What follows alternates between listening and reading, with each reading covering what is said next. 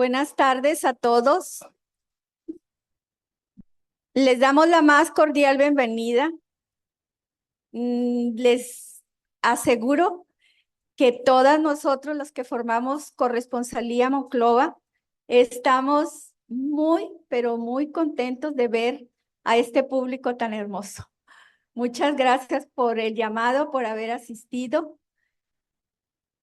En esta ocasión, la conferencia va a ser impartida por el arquitecto Pablo Loni Pacheco y también se llama Beneficios de la Astronomía a la Humanidad.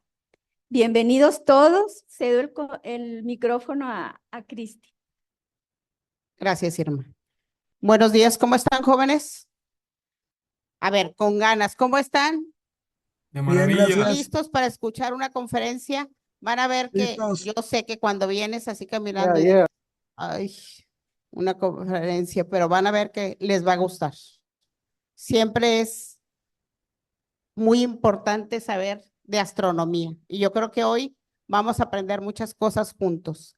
Queremos darle la bienvenida. Primero que nada, agradecerle a la universidad, al rector, por permitirnos estar esta tarde aquí y presentar esta conferencia. Gracias al rector y gracias a los que están aquí, que son los directivos, los maestros y los alumnos. Gracias por permitirnos estar esta mañana. Gracias por su asistencia. Y bueno, Irma es la presidenta de Corresponsalía de Monclova. Quiero que le den un fuerte aplauso. Ella es la que nos motiva y bueno, cada 2 meses hacemos una presentación, una conferencia y bueno, el día de hoy tocó aquí en la universidad y van a ver que no se van a arrepentir. Todas estas señoras que están aquí, gracias por su asistencia, gracias porque todas forman corresponsalía y hay unas amigas invitadas que están aquí porque les interesa el tema que es la astronomía. Muchas gracias por su presencia. Ahora, Pati. Patricia Villarreal nos va a hacer la presentación del disertante. Buenas tardes ya. Primero, pues también tengo el agradecimiento al licenciado Alfredo Royerdis Valdés por su facilitar el lugar y para los alumnos que están aquí presentes a todos y ustedes también. Muchas gracias. Voy a presentar al arquitecto Pablo Loni Pacheco. Él es de Monterrey y él es autor. El autor es doctor honoris causa por su contribución a la divulgación de la ciencia, socio desde 1988 y fue miembro honorario de la extinta Sociedad Astronómica del Planetario Alfa. Es vicepresidente de la Sociedad Astronómica de Quintana Roo y es director de astrónomos.org. En la web lo encuentran como astrónomos.mx. Él es conductor de un canal en YouTube, Cielos Despejados, y su correo electrónico pues al final va a aparecer ahí en la pantalla. También es instructor de astronomía en las termas de San Joaquín los fines de semana.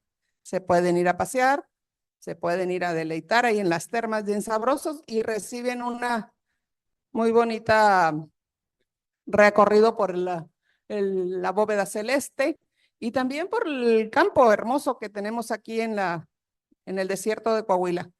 ¿Es Nuevo León ya? Es Coahuila. Sí, bueno, pues aquí tenemos a Pablo Loni Pacheco. Muchas gracias por estar aquí con nosotros. Muchísimas gracias.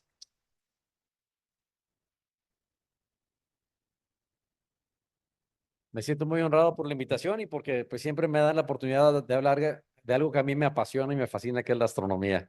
Y en este caso, mucha gente se pregunta, oye, andan buscando si hay agua en Marte y me está faltando en la colonia, no puede ser, ¿no?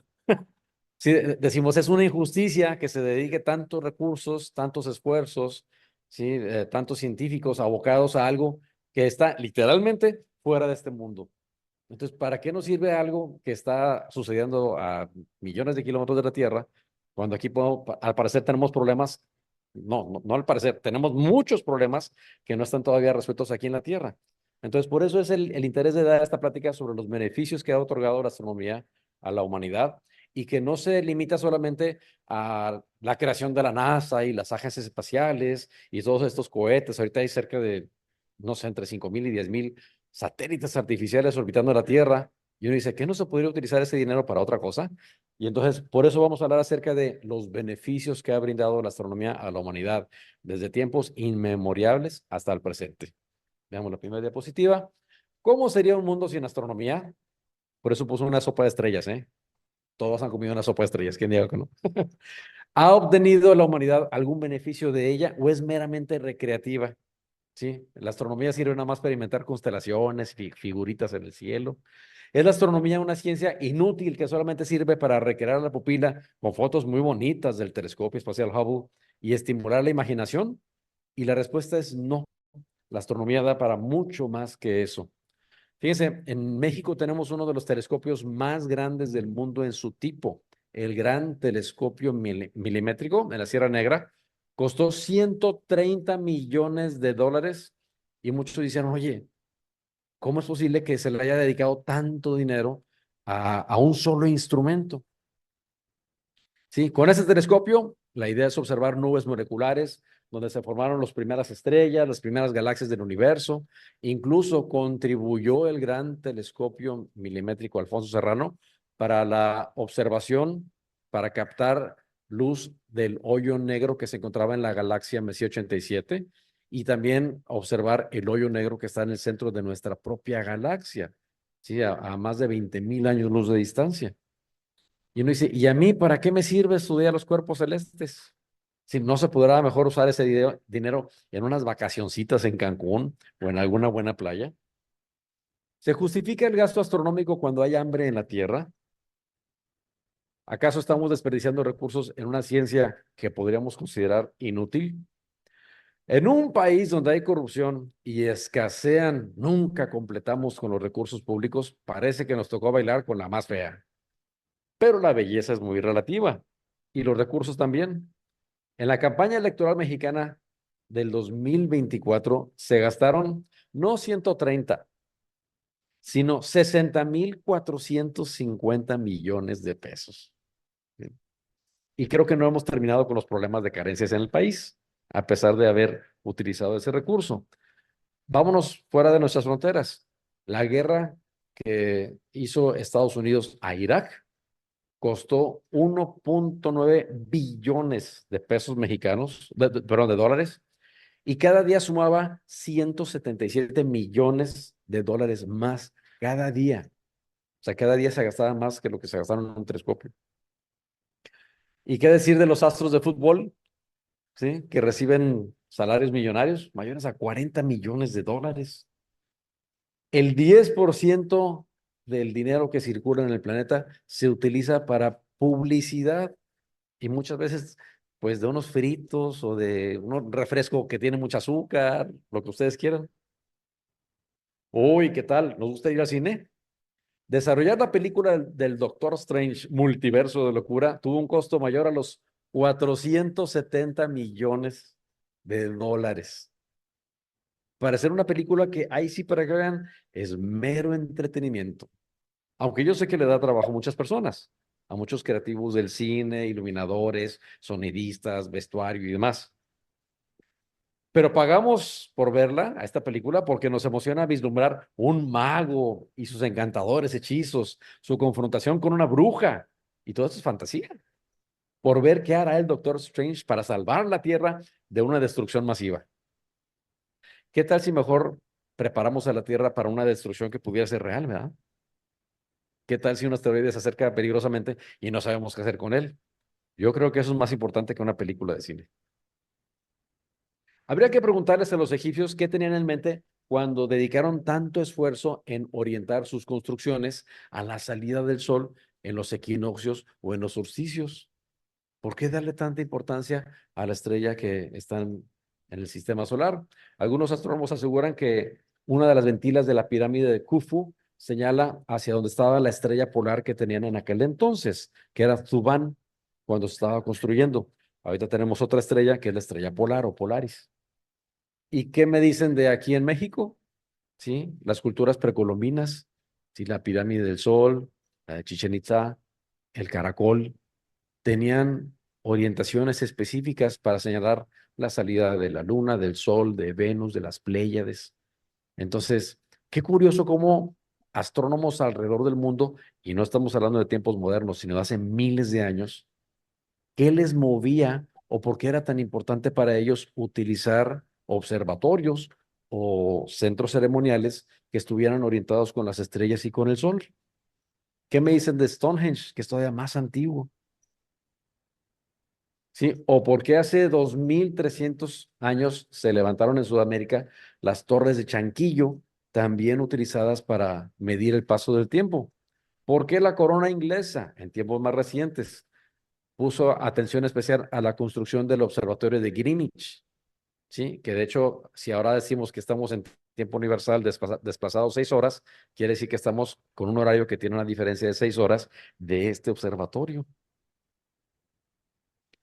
Pues porque la observación del cielo provee medios para registrar el paso del tiempo, para medir el espacio, para saber la posición de un viajero. Hay gente que dice, ah, sí, los marinos. Pues no solamente los marinos, la mayoría de la gente no está en el mar. A mí si me quitan el cerro de la silla, yo me pierdo. Pero mientras tenga estrellas, me puedo orientar. Y eso hacían los antiguos. Utilizaban las estrellas para saber, con la estrella polar, hacia dónde estaba el norte. Sí, si yo quiero viajar hacia el norte, viajo hacia la estrella polar. Si quiero ir hacia el sur, me alejo de ella. Si quiero ir hacia el oriente, entonces pongo la estrella polar sobre un hombro izquierdo y también el hombro derecho si quiero ir hacia el poniente. Entonces la estrella polar me sirve y tiene la ventaja que es visible toda la noche, cualquier fecha, sí, y en todo el hemisferio norte. Además, si yo veo qué altura tiene la estrella polar sobre el horizonte, yo sé qué tan al norte estoy. Por ejemplo, en Monterrey estamos 25 grados al norte del Ecuador y entonces la estrella polar se ve 25 grados arriba del horizonte. Si yo me fuera hasta Nueva York, en Nueva York están 40 grados separados del Ecuador. Entonces, en Nueva York la estrella polar se ve 40 grados arriba del horizonte. O sea, sí podemos usar las estrellas para saber qué tan al norte o qué tan al sur estamos. Y si yo estuviera en el Polo Norte, que el Polo Norte está a 90 grados de la estrella polar del Ecuador, ¿dónde va a estar la estrella polar? Arriba, ¿verdad? A 90 grados, en medio del cielo. Entonces, bien chistoso, porque aquí nosotros vemos que las estrellas salen del oriente, cruzan el cielo y se ocultan por el poniente. Pero si estoy en el Polo Norte, voy a ver que las constelaciones están nada más dando vueltas y vueltas y vueltas en el cielo. Y sería bien aburrido porque se verían siempre las mismas constelaciones. Pero aquí tiene la ventaja de que como estamos más cerca del Ecuador, van pasando el año y vamos viendo diferentes constelaciones. Y para la mayoría de las culturas, esto era también muy importante, porque se dieron cuenta que ciertas constelaciones eran visibles en cierta época del año. El conocimiento da poder, ¿sí? Piensen que los astrólogos antiguos, que no eran otra cosa más que astrónomos de posición, es decir, astrónomos que sabían en qué fecha, por dónde y cuándo se iba a asomar un planeta, una estrella, el sol, la luna, eso les daba ventaja y por eso eran amigos del rey, los astrólogos, ¿sí? Porque ellos con su conocimiento le podían ayudar a saber cuándo iba a llegar la temporada de lluvia, la temporada de caza, ¿sí? Cuándo iba a venir el tiempo frío.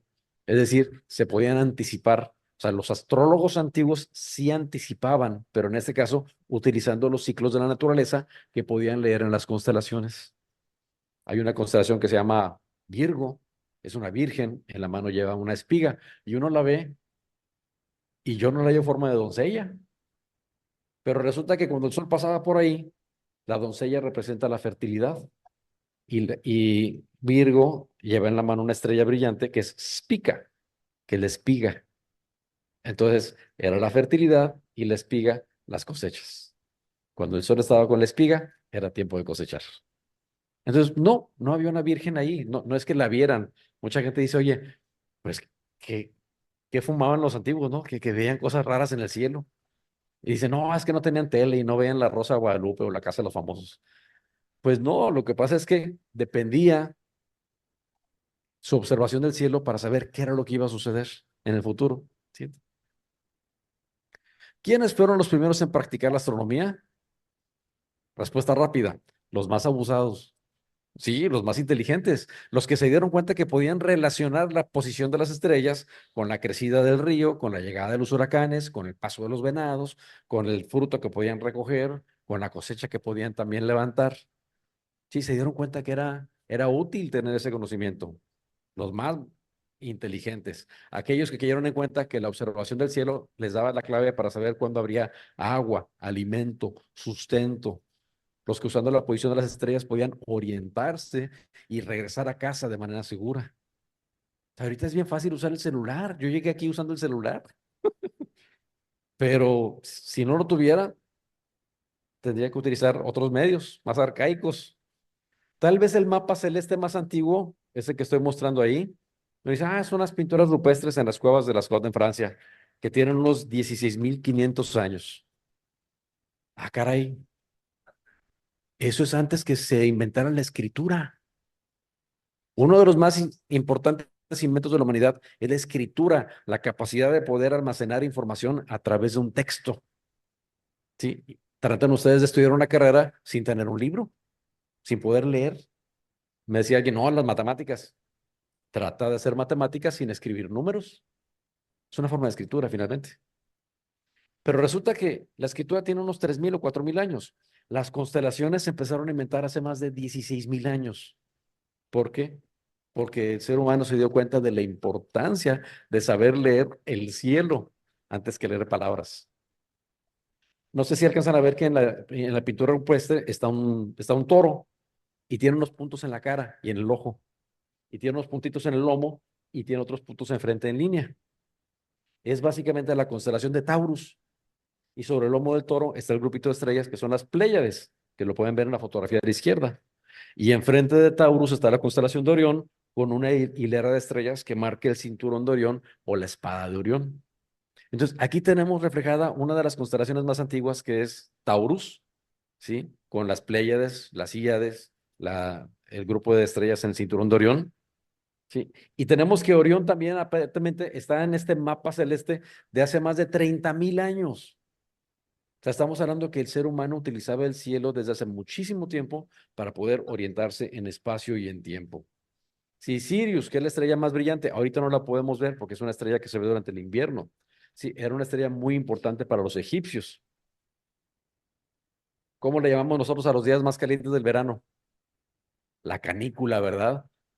Y uno dice, sí, es de los ranchitos aquí de México. No, eso viene de los egipcios, porque los egipcios decían que cuando el sol estaba emparejado con el Can Mayor, donde está la estrella Sirius, la más brillante, eran los días de perros, ¿sí? Donde estaba el Can Mayor, el Can Menor, y estábamos todos como los perros, así, así con la lengua de fuera.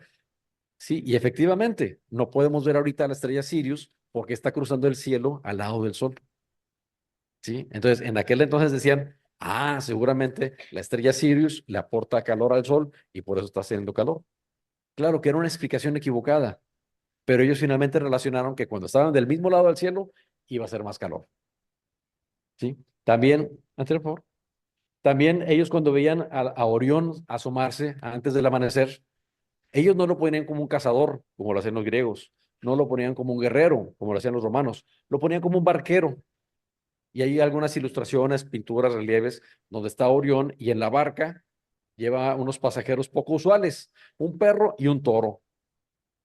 ¿Por qué llevaría un barquero, un perro y un toro? Bueno, en el cielo están las constelaciones del Can Mayor, de Orión y de Taurus. Y cuando se asomaba Orión antes de amanecer, a Orión lo ponían como un barquero, porque ¿qué es lo que está más importante en Egipto, además de las pirámides y las momias? El río Nilo. Entonces, cuando el barquero aparecía en el horizonte, antes de amanecer, el río Nilo crecía. Entonces, ver a Orión en el horizonte era la señal que ellos esperaban para saber que el río Nilo iba a crecer, y el río Nilo era muy importante para la economía, alimentación, para la nación de Egipto. Un registro continuo de atardeceres y amaneceres muestra que el sol va cambiando de posición a lo largo del año. No se asoma ni se mete todos los días por el mismo lugar. Todos los extremos del sol y la parte media son los que conocemos como solsticios y equinoccios.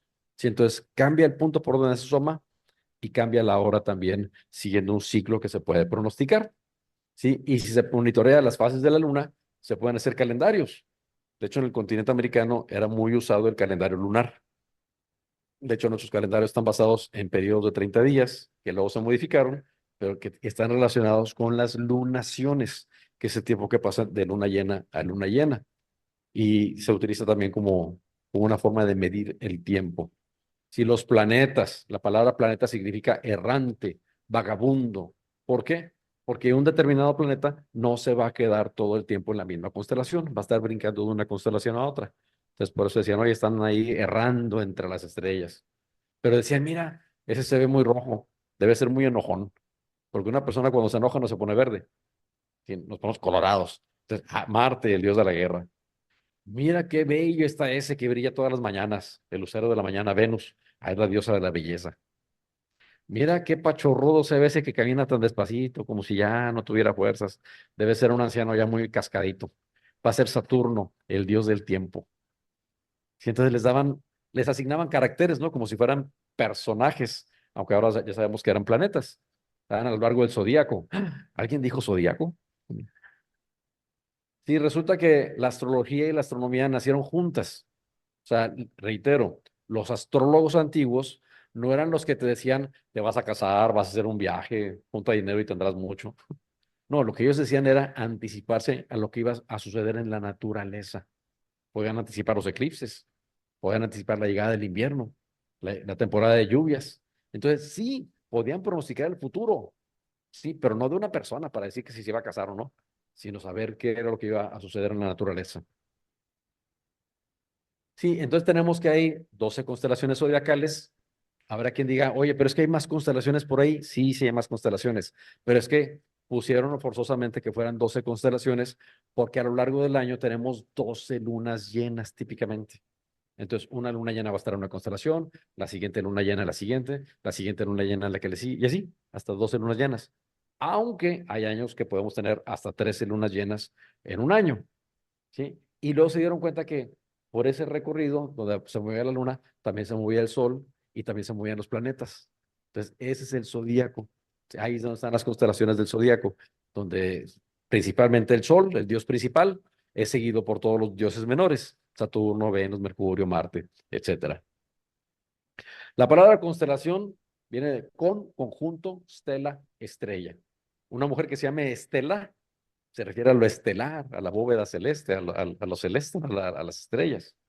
¿Sí? Entonces, constelación es un conjunto de estrellas, pero que hacemos en nuestra imaginación, en nuestra mente. ¿Sí? Están en la misma dirección y a lo largo de nuestra existencia parece como si no cambiaran de lugar.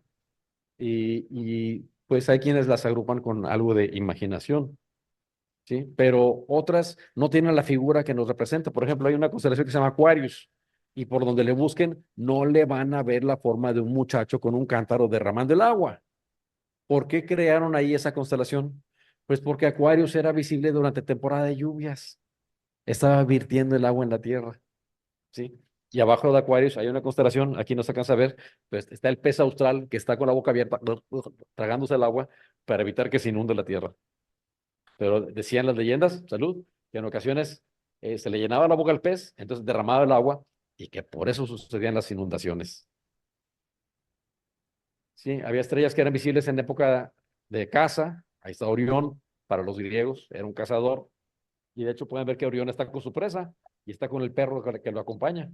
Entonces hay historias muy simpáticas también que culturalmente nos asoman hacia el pasado.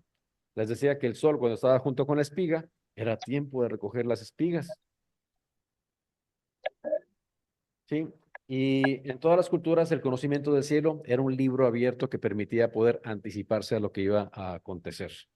¿Sí? Les decía si va a haber venados, si va a haber frutos que recoger, si va a reverdecer, si llegaba la temporada de lluvias. ¿Sí? Todo ese conocimiento astronómico era importante para saber cuándo migrar. Vamos a recordar que muchas culturas o muchas tribus de aquí del norte de México, del continente, eran nómadas, se movían de un lado para otro y también utilizaban las estrellas para orientarse.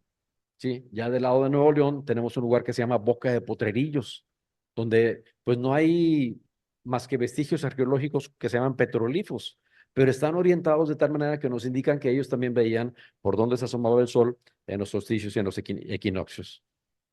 Y viendo el cielo podían incluso anticiparse del comportamiento de los animales, pero no de todos, ¿verdad?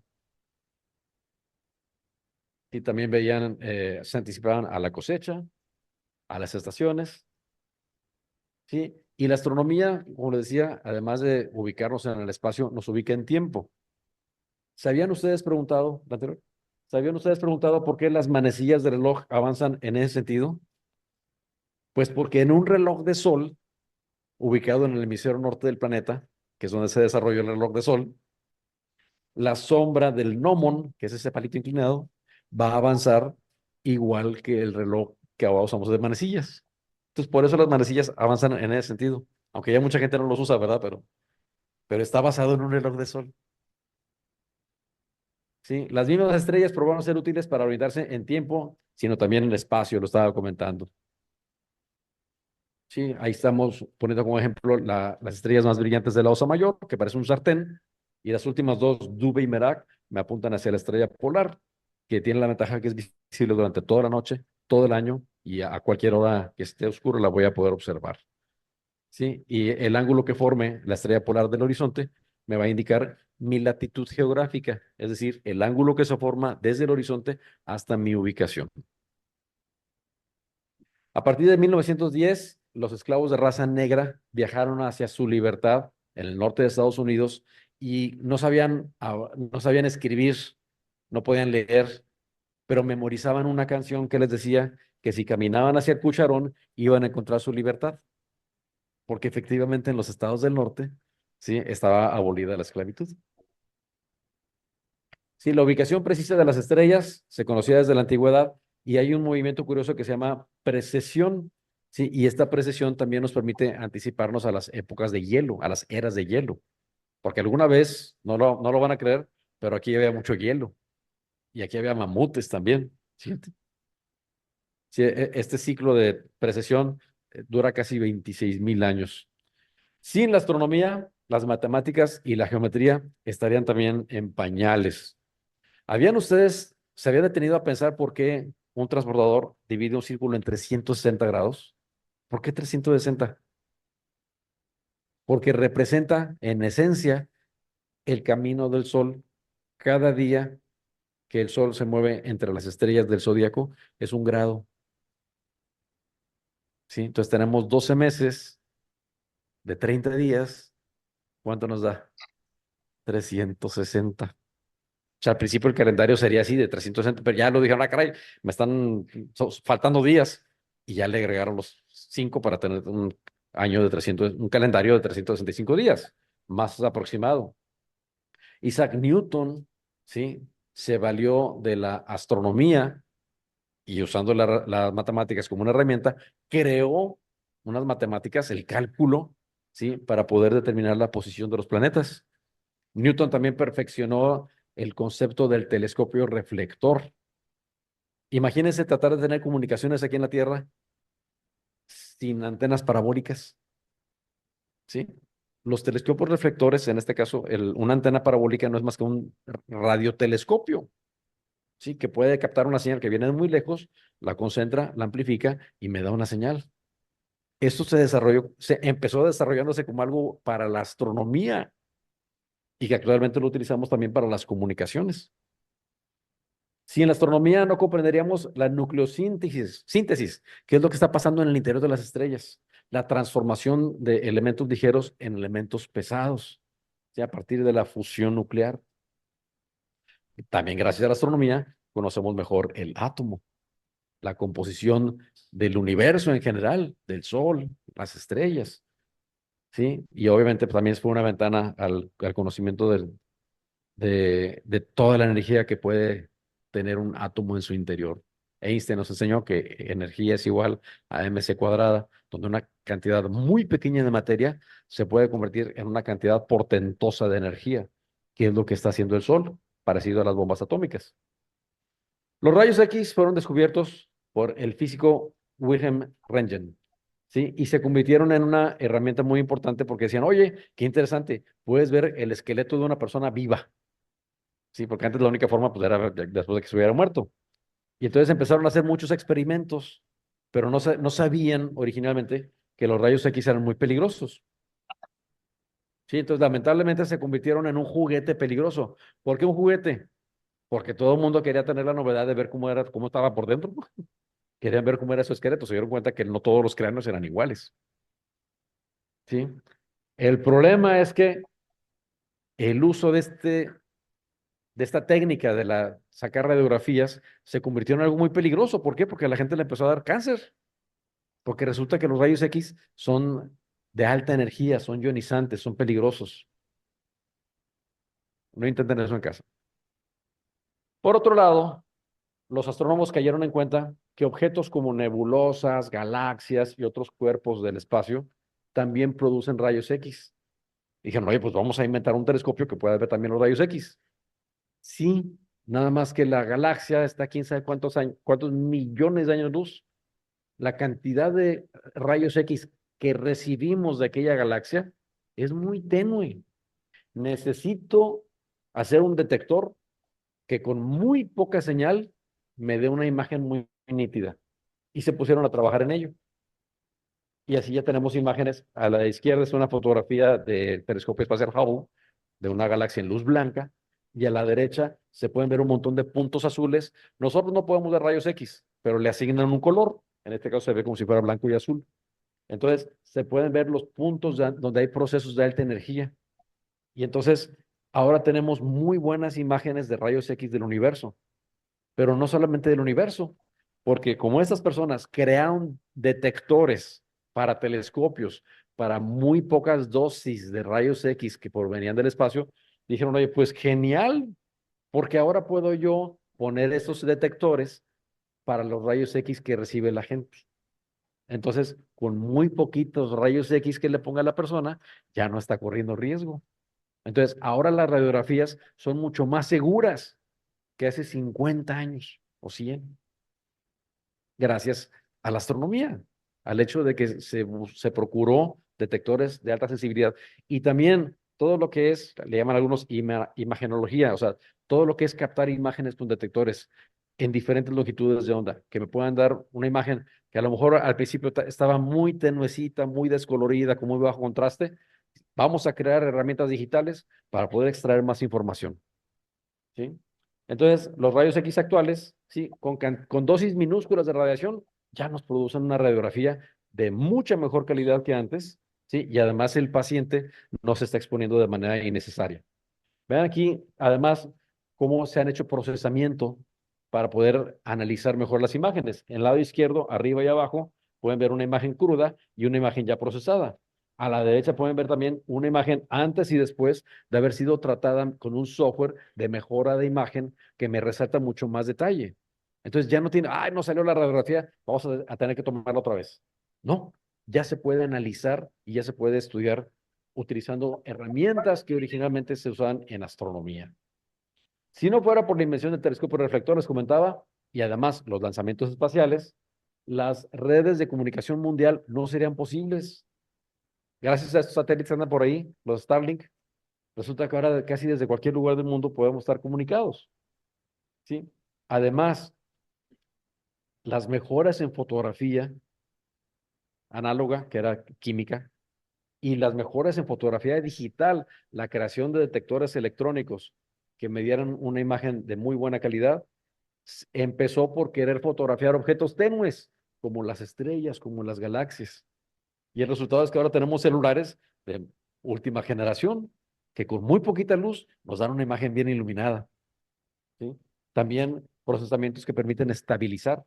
¿Sí? Normalmente, cuando la atmósfera está agitada, la imagen se ve muy borrosa, pero hay procesamientos que me permiten, de alguna manera, contrarrestar la turbulencia atmosférica y obtener imágenes mucho más nítidas. Pues también lo podemos aprovechar para darle un lado romántico, ¿no? A las fotografías. Vean, del lado izquierdo está una fotografía sin procesar y a la derecha ya procesada con los nuevos software nos da mucha más información. O sea, la información ya estaba ahí, pero había nada más que destacarla. Y todo eso se utiliza también ya en medicina y en procesos de producción. Algo semejante ha ocurrido con la radioastronomía, les decía. Si originalmente se utilizaba para estudiar objetos en el espacio y ahora ya podemos utilizar el radio como un medio de comunicación, ¿sí? De muy buena calidad. Porque resulta que hay artefactos que están a una gran distancia, que tienen una antena y dicen, oye, es que ya me llega muy tenue la señal, pues vamos a mejorar el software para mejorar la información. Y entonces por eso también ahora mucha gente tiene en su casa un dish o algo parecido. La astronomía nos permite viajar en el tiempo, pues cuanto más lejos dirijamos la mirada o el telescopio, vamos a ver eventos que sucedieron hace 100, hace 100,000 o hace 100 millones de años en el pasado. ¿Sí? Nos lleva a conocer lugares fantásticos, como los hoyos negros, que parecen sacados de la imaginación, pero que sin embargo, gracias a la tecnología desarrollada para la astronomía, ya sabemos que existen. Esta es la fotografía de un hoyo negro, tomado en parte con el gran telescopio milimétrico que les mostré en en una de las primeras diapositivas.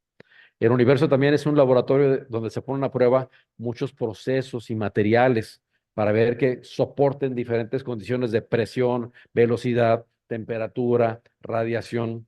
¿Por qué? Porque no es como que estoy ya orbitando a 600 kilómetros de la Tierra. ¡Ay! Me falló la computadora. Voy a la tienda por otra. No, no pueden. Tienen que ser sistemas que sean confiables, muy robustos. Y entonces la NASA, digamos, ha aportado dinero a empresas particulares. ¿Sabes qué? Desarróllame un chip que tenga estas características. Desarróllame un software que pueda hacer esto. Entonces, la NASA pone los requisitos, las empresas los desarrollan y luego le da oportunidad a la empresa para que haga una patente. ¿Sí? Y esa patente se puede utilizar entonces ya para usos comerciales, ya sea para salud, deporte, alimentación, etcétera. La astronomía nos hace también plantearnos si estamos solos en el universo. A veces seríamos estar solos, ¿verdad?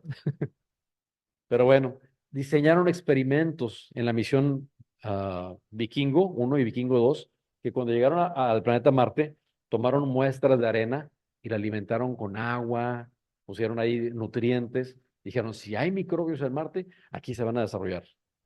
Y entonces dijeron, ¿dónde podremos probar nuestros experimentos? Vete al Ártico, porque en el Ártico no hay vida y que van encontrando nuevas especies. Entonces, buscando vida en Marte, descubrieron nuevas especies en la Tierra. Fíjate. Sí, especies o formas de vida que les llaman extremófilos, que pueden habitar en condiciones extremas de frío, de calor, de presión, de salinidad. Ya ven que cuando encontraron el Titanic, dijeron, va a estar como pieza de museo y va a estar intacto, quebrado, pero intacto. Y nada, cuando finalmente lo encontraron, todo lo que era madera, tela, todo lo orgánico había desaparecido.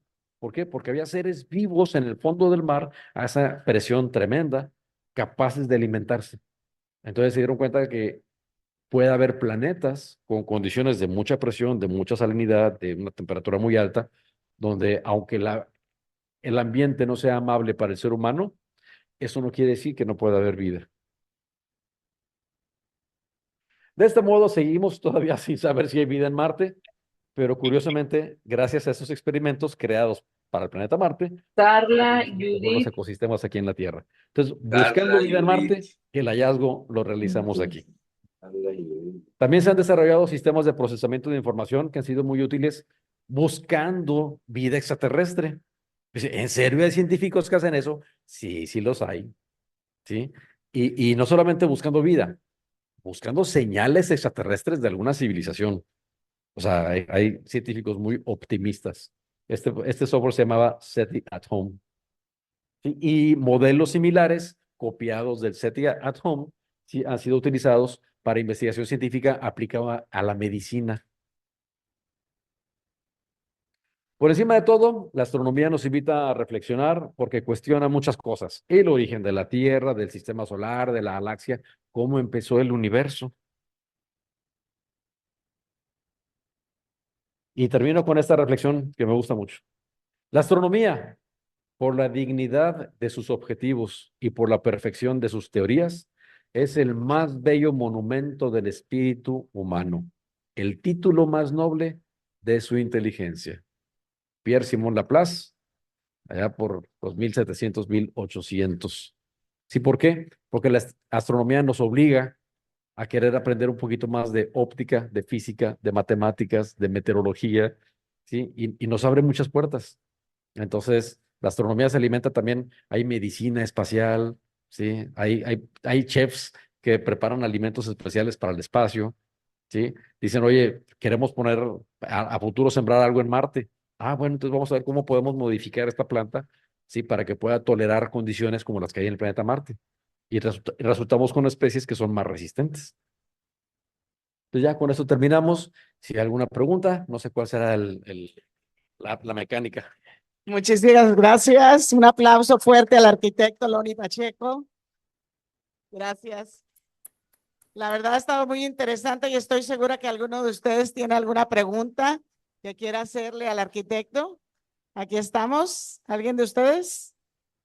A ver, jóvenes, siempre tenemos algo interesante que encontrar a través de una pregunta de los jóvenes. También en nosotros, claro. ¿En el Zoom tenemos alguna pregunta?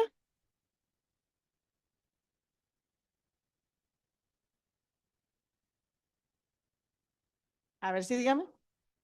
Ah. La verdad ha estado muy interesante la plática. Hay cosas que uno ni se imagina. Aquí tenemos una pregunta, claro que sí. Ah, sobre el hoyo negro, ¿qué le podemos decir así?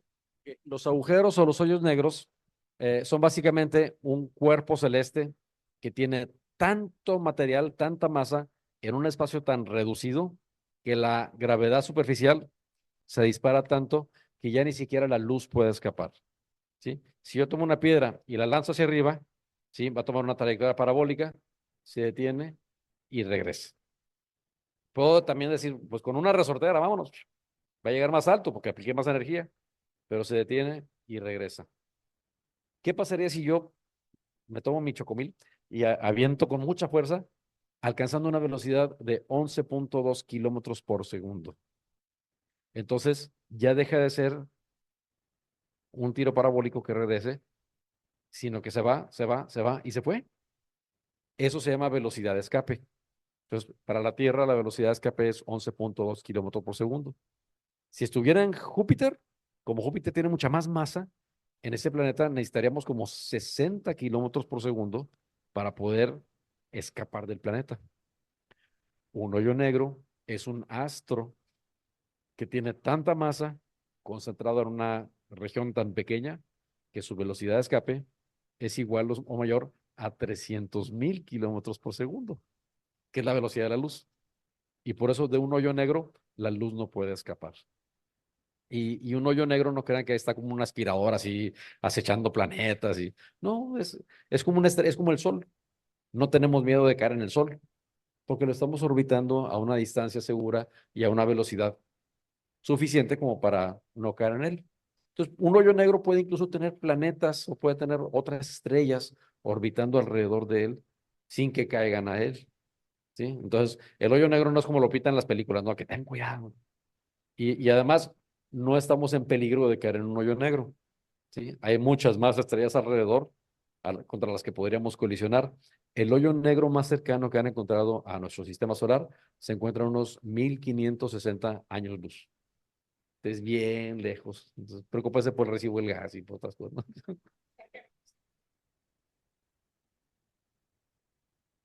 El hoyo negro, a medida que le va cayendo material, en caso de que una estrella se acerque demasiado, por ejemplo, si tiene por compañera a una estrella, porque muchas estrellas que vemos en el cielo no es una sola, son dos muy pegaditas y se están orbitando mutuamente. Y toda estrella que llega al final de su existencia se expande, se convierte en gigante roja. Entonces, si hay un hoyo negro ya ahí y la estrella vecina se expande, entonces le empieza a arrojar material. Le llaman a eso transferencia de material. Se hace un disco de acreción, que es como una especie de dona aplastada alrededor del hoyo negro, y se empieza a alimentar. Y como da vueltas muy rápido, se fricciona el material, alcanza temperaturas muy altas y se emiten rayos X. Entonces es una forma como se detecta cuando hay un hoyo negro, porque el hoyo negro no lo puedo ver directamente. Pero si al lado de una estrella gigante roja veo que hay una emisión de rayos X muy potente, digo, hay un hoyo negro ahí que es vecina de esa estrella. Entonces, tarde o temprano, pues a lo mejor mucho del material de esa estrella sí termine añadido al hoyo negro. Sí, sí, muy probablemente haya en nuestra galaxia millones de hoyos negros, ¿sí? Pero solamente uno sería el supermasivo, es decir, un hoyo negro que tiene en su interior tanto material como si le hubiéramos retacado más de 1 millón de soles.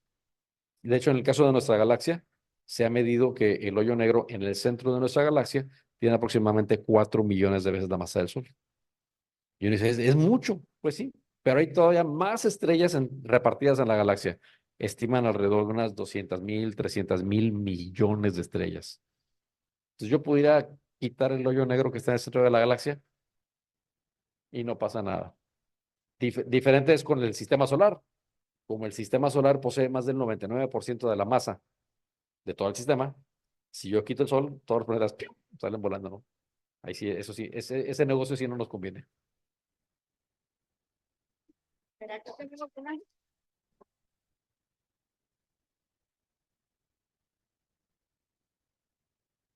Bueno, a través de Zoom tenemos muchos comentarios. Primero que nada, excelente introducción que tuvo.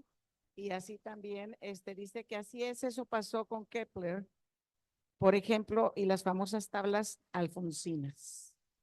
Y hay una historia que dice que Tales de Mileto se hizo rico con una cosecha de olivo al mirar al cielo. A ver qué nos puede decir sobre eso. Sí, pues básicamente el relato de Tales de Mileto nos confirma el hecho de que observando el cielo se puede hacer un pronóstico, se pueden observar los ciclos de la naturaleza y poder anticiparse a lo que va a suceder, ¿sí? Y en el caso de las tablas alfonsinas, pues era básicamente unas tablas donde estaban ciertos periodos para observar y para hacer efemérides. ¿Qué son las efemérides? Es cuando yo digo, en tal fecha va a caer la luna llena, en tal fecha va a ser el solsticio de verano, en tal fecha va a suceder tal o cual evento. Entonces, eran importantes estas tablas alfonsinas que se desarrollaron antes de comprender por qué los planetas se comportaban como lo hacían. O sea, ya luego viene Newton, y con la física de Newton sabemos entonces que tiene que ver con la masa, la distancia de los planetas, y entonces se puede determinar su periodo orbital y una serie de cosas. Pero originalmente el ser humano lo que hacía era ver y tomar nota. Por eso la importancia de la escritura, porque todas las culturas que tienen su mayor conocimiento en astronomía eran aquellas que observaban y registraban. Y al acumular muchos registros, como en este caso de las tablas alfonsinas, pues entonces era más fácil anticiparse al futuro también. Bueno, pues antes de despedir al arquitecto, yo tengo entendido, porque conozco a varios miembros de un grupo que hay aquí, que usted dirige, a lo mejor pudiera platicarle sobre él, porque de seguro de aquí hubo alguno interesado. Un grupo que tienen de astronomía, ¿no? Aquí, es una reunión mensual, ¿no? O anual. Mensual. Sí, pues no sé si el doctor Moreno o Pati quiera mencionarlo. Sí, está el Club de Astronomía de Monclova, ¿sí? Acabamos de tener una sesión ayer. Mucho tiempo estuvimos sesionando en el Ecoparque, donde hay un observatorio, sí, pero ahorita no está funcionando. Entonces, tuvimos la sesión de anoche en una universidad. Creo que en julio vamos a tener descanso por vacaciones. Pueden buscar en Facebook, ¿sí? Observatorio Astronómico José Alberto, ¿sí? Matanos, ¿sí? O pueden buscar Club de Astronomía Monclova, ¿sí? En Facebook, y ahí van a poder encontrar información de cuándo va a ser la próxima sesión, y también si quieren saber cuándo va a ser la lluvia de meteoros y cosas así, o cómo ver un eclipse, ahí van a encontrar información. El Club de Astronomía Monclova.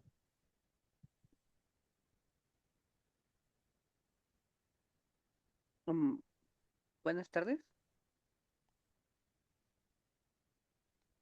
Bueno, le damos las gracias, igual que a todo el público, y les vamos a entregar unos reconocimientos.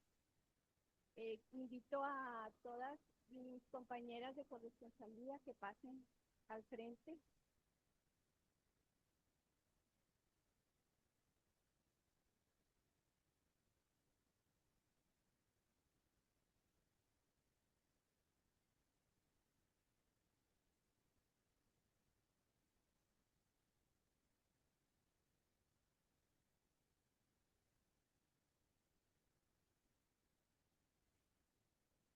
Pasa también la representante del licenciado Alfredo Yervides Valdés, la maestra Susana Maldonado.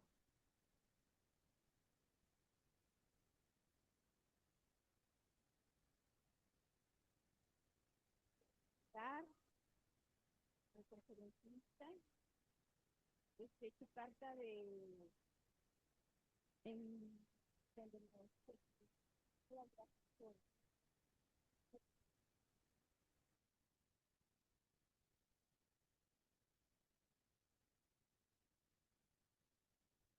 Un fuerte aplauso para el arquitecto Loni Pacheco.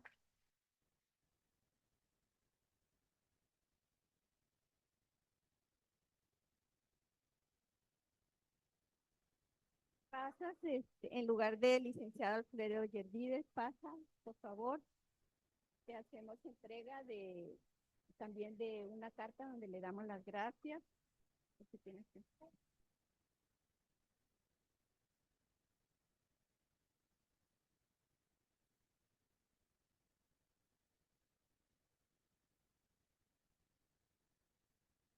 Bueno, y yo no quisiera que se terminara sin decirles algo. Es que no sabía si decirlo porque es algo personal. Pero ahorita que usted dio la explicación sobre cómo ha ayudado a la ciencia en rayos X a ver mejor tu cuerpo por dentro. Bueno, pues yo soy una de las afortunadas de que nací en este siglo y de veras cuando te toman el PET para ver si el cáncer sigue, sale igual, así como una fotografía que usted nos pasó, salen puros puntitos, muchachos, brillantes de colores. Yo le digo a mi esposo y a mi familia, parecía yo un arbolito de Navidad. Se molestan, pero es verdad. Yo se los quiero comentar que tenemos esa herramienta y así pueden localizar exactamente dónde están esas células, porque por el brillo. Muchas gracias por esa explicación, ya entiendo más. Gracias. Y ya para despedirnos, la profesora Susana tiene unas palabras de parte de la universidad. Muchísimas gracias. Quiero aprovechar para nombre de nuestro rector, agradecer a este grupo de mujeres de la corresponsalía Monclova que se han preocupado y ocupado por elevar la cultura en la región. Muchas gracias a su presidenta, la señora Irma Altava, por esta gran labor y a todas las integrantes por dedicar su tiempo a compartirlo con nosotros, pero sobre todo quienes son el futuro de nuestro estado, por nuestros jóvenes. Muchísimas gracias por compartir estos conocimientos, arquitecto. Muchas gracias de veras por todos estos conocimientos.